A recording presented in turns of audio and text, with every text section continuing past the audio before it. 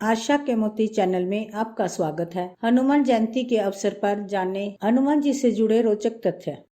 भगवान हनुमान के जन्मदिन के तौर पर हनुमान जयंती मनाई जाती है। यह साल में 2 बार मनाई जाती है। पहली जयंती चैत्र मास की पूर्णिमा को और दूसरी कार्तिक मास में दीपावली से एक दिन पहले नरक चतुर्दशी के दिन हनुमान जयंती को पूरे देश में धूमधाम से मनाया जाता है। कुछ लोगों का मानना है कि हनुमान जी आज भी पृथ्वी पर विराजमान है। वर्तमान समय में अगर कोई व्यक्ति अपने जीवन में साहस और ताकत पाने की इच्छा रखते हैं तो उसे भगवान हनुमान की आराधना करने की सलाह दी जाती है। इसका कारण यह है कि हिंदू पुरानी कथाओं में हनुमान जी को सबसे अधिक बलशाली और ताकतवर देवता कहा गया है। आपको जानकर आश्चर्य होगा कि हनुमान जी के 5 सगे भाई भी थे और वह पांचों ही विवाहित थे। इस बात का उल्लेख ब्रह्मांड पुराण में मिलता है। इस पुराण में भगवान हनुमान जी के पिता केसरी एवं उनके वंश का वर्णन शामिल है। इस पुराण में वर्णित है वानर राज केसरी के 6 पुत्र थे, जिनमें सबसे बड़े पुत्र हनुमान जी थे। हनुमान जी के भाइयों के नाम मतिमान, श्रुतिमान, केतुमान, गतिमान और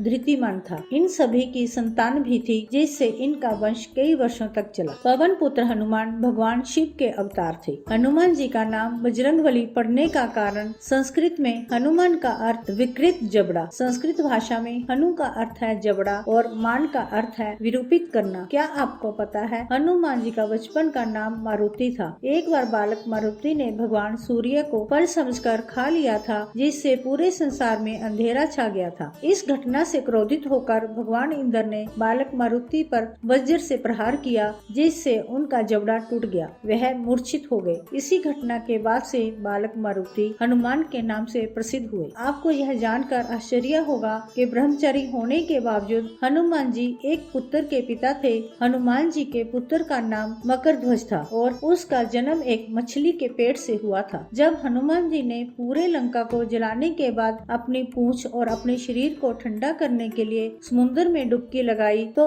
उनके शरीर से निकले पसीने को एक मछली निगल गई। बाद में उसी मछली के वर्ष से मकरध्वज का जन्म हुआ। हनुमान जी ने भी रामायण की रचना की थी, जो वाल्मीकि रामायण की तुलना में बेहतर संस्करण था। लंका विजय और भगवान राम के राज्याभिषेक के बाद हनुमान जी हिमालय पर्वत पर चले गए और हिमालय की दीवारों पर राम की कहानी को अपने नाखूनों से उकेरा। जब महर्षि वाल्मीकि अपने द्वारा रचित रामायण को दिखाने के लिए हनुमान जी के पास गए तो उन्होंने दीवारों पर वर्णित रामायण को देखकर उदास हो गए, क्योंकि वाल्मीकि का मानना था कि हनुमान जी द्वारा रचित रामायण श्रेष्ठ है और उनके द्वारा रचित रामायण की ओर किसी का ध्यान नहीं जाएगा। हनुमान जी ने जब वाल्मीकि को उदास देखा तो वह उनकी समस्या समझ गए और उन्होंने अपने द्वारा रचित रामायण को मिटा दिया। भगवान राम द्वारा शरीर त्याग करते समय जब भगवान राम अपना मनुष्य रूपी शरीर को त्याग कर वैकुंठ वापस जाने का निर्णय किया तो वह जानते थे कि हनुमान जी उनके परम भक्त हैं। वह उन्हें नहीं जाने देंगे। उन्होंने अपनी अंगूठी को पाताल लोक में गिरा दिया और हनुमान जी को उसे ढूंढ कर लाने का आदेश दिया। ऐसा सुनकर हनुमान जी